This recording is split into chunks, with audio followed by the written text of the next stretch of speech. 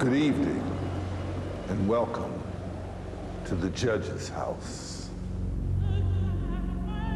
A long time ago, a judge lived in this very house, but also a young college student lived here named Malcolm. Wasn't doing too well in school, so Malcolm came to this area so he could find peace and quiet where he could study. And he came to this very house. Malcolm went into town to get some supplies, groceries and so forth. And he ran into an old Jamaican woman. The Jamaican woman knew that he was not from around here.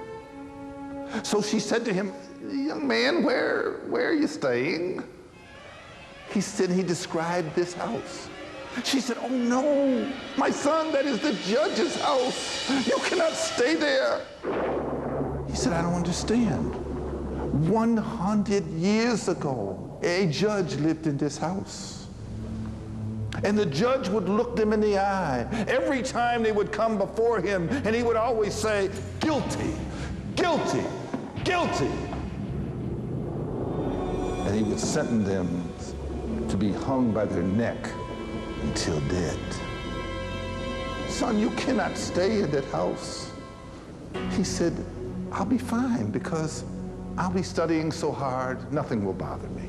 She said, "But you must be aware of the bogies." He said, "What are bogies?" "The rats are the bogies, and the bogies are the rats. I must tell you one thing. Before you go in there, there's a rope that hangs down next to the fireplace. Those some things that are in that house, if they bother you, pull the rope, and the bell will ring, and the people in the town will come and help you."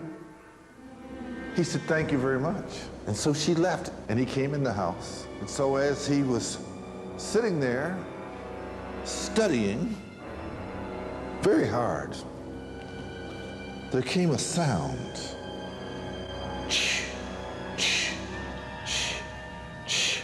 Got louder. Ch, ch, ch, and faster. Ch, ch, ch, ch. And he looked around, and he couldn't see the rats. They were up in the walls. They were down on the floor. They were everywhere, but he couldn't see them. And all of a sudden, the noise stopped. Malcolm looked up the rope, and he saw this great big rat coming down with those big red eyes looking at him. And Malcolm was very scared. And that rat climbed down and walked up and sat right in the very chair that Malcolm was sitting in. Malcolm walked toward the rat. The rat didn't move. He just sat there and hissed at it. So Malcolm took the book and threw it at him. And the rat jumped and moved out of the way.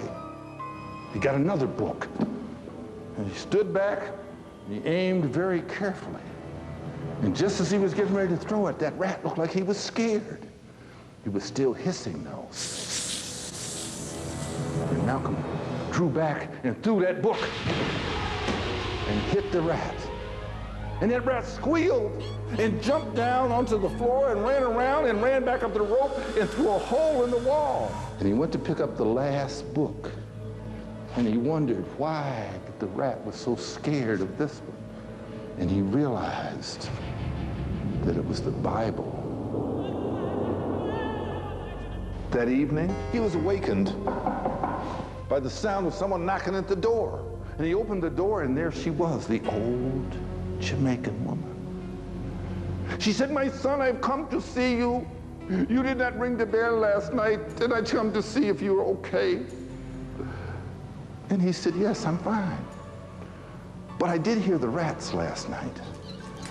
And they were scratching and crawling around, but I didn't see them. And then I saw this great big rat with the red eyes, looking like the devil himself." She said, "Oh, have mercy. You have seen the devil. It was the devil himself." I hit him with a book, and he ran right up this rope. She said, "Oh, no. That is the very rope that the judge used to hang them with." And with that, she went away. And he turned around and he saw that big rat coming down that rope again with those red eyes. And it came over and sat in the chair. And this time, Malcolm got the poker and he moved toward the rat. And the rat stood up and looked at him with those red eyes and hissed. He was not afraid. Malcolm moved closer and closer. And when he got closer to the rat jumped down, ran right on up the rope, and disappeared. Malcolm wondered about this hole where that rat had disappeared to. But then he saw the picture, and it was all covered with dust and dirt. So he brushed the dirt and the dust aside. Ow! He fell back in amazement because the picture was that of the judge. And he realized that the picture was of this very room. And he turned around. Sitting in that chair was the judge in his black robes, with his beady red eyes like that of the rat. He was there, alive. And the judge walked toward him, picked up the rope, and Malcolm noticed that the judge was in fact taking that rope and making a noose of it, a hangman's noose. He dropped the poker. He was so frightened that he stood still. But the judge walked over with that hangman's noose in his hand. And he came up to Malcolm. Malcolm could feel his icy fingers on his throat as the judge slipped that noose around his neck. Malcolm couldn't move. He couldn't breathe.